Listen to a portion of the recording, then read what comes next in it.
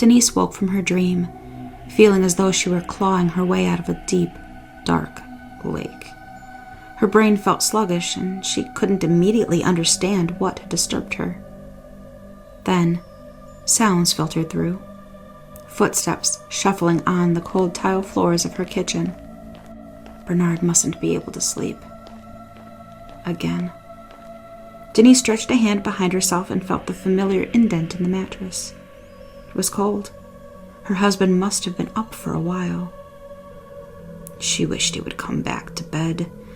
After 30 years of marriage, she found it hard to fall asleep without company. What time is it? Denise rolled forward to reach the lamp. Her fingers brushed a bottle, knocking it off the edge of the bedside table. The bottle's contents rattled as it hit the floor. What's that? She already knew what it was, though. Sleeping pills. Her mind still filled with that deep water sensation.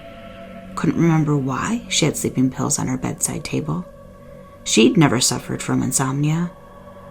That was Bernard's quarter. The footsteps moved from the kitchen to the lounge room in a path Denise was intimately familiar with. Every night, he stalked through their home, searching, perhaps for relief from his own mind. He always took the same route, from the hallway to the kitchen, to the lounge room, to the hallway, to the spare room, then back again. Denise was so used to it that it almost never disturbed her anymore. It's different tonight, though. He wasn't taking his usual care to move quietly, and his feet scraped over the carpet to produce harsh sounds. Denise's fingers found the lamp's button. The shadows scattered to the deepest corners of the room as illumination fell upon the familiar shapes. Her bureau, the beautiful wooden table that normally held her trinkets, and a vase of fake flowers, was a mess.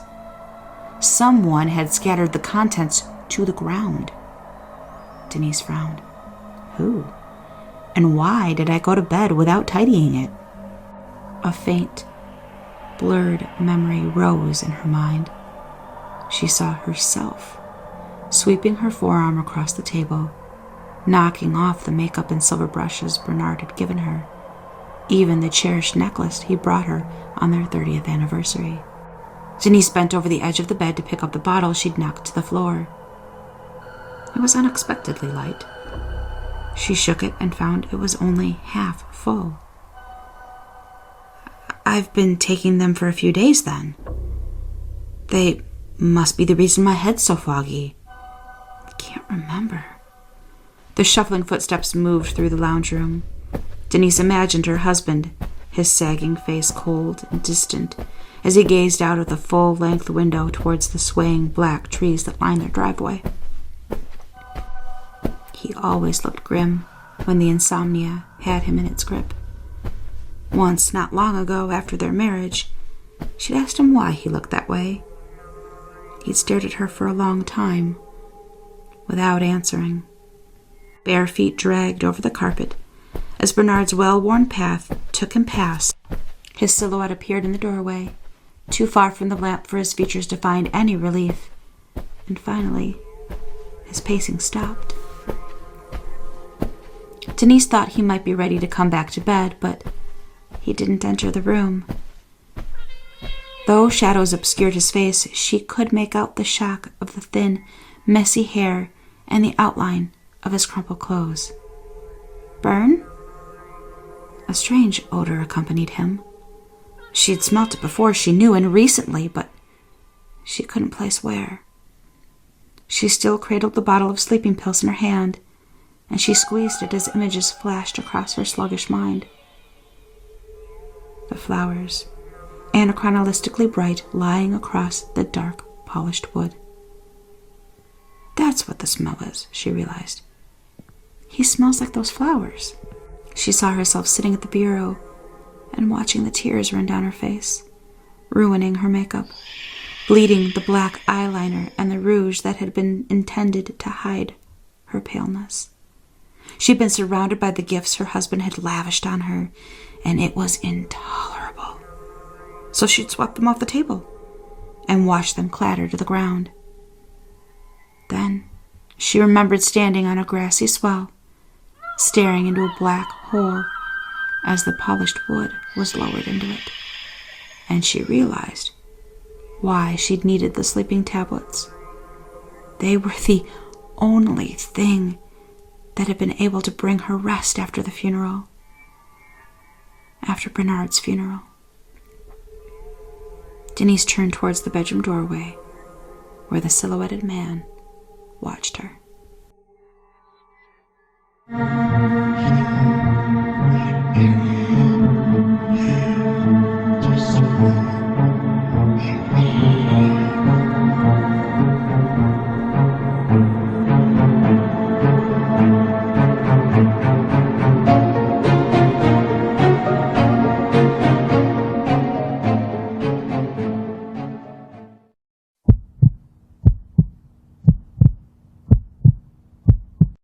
And now, a word from our sponsor. Do you like apples? Yeah. Well, I go. Vanitas. How do you like them apples? Vanitas is a premium gaming peripheral brand geared toward developing high-performance products. We're currently working toward creating new, exciting, and unique products not currently found on the market.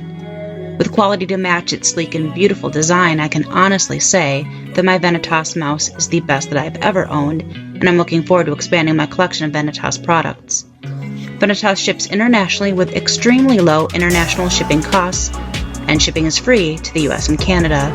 Your products will arrive quickly and carefully packaged, with most orders arriving within 7 to 10 business days. If you're looking to upgrade your setup in an affordable way without substituting looks, Vanitas is an optimal choice, and when you use code pressstartmom at checkout, Vanitas is offering a 10% discount on your order. You'll be doing mom a solid, and you'll be doing yourself a solid. Everyone wins. Thank you so much to Vanitas for sponsoring this video. Can you see me? Hello? Can you find me? I'm here. Behind you, look. Behind you. I'm behind you. I am right behind you. Don't be scared. I just want to play a game with you. Hey, don't you run away. Please stay.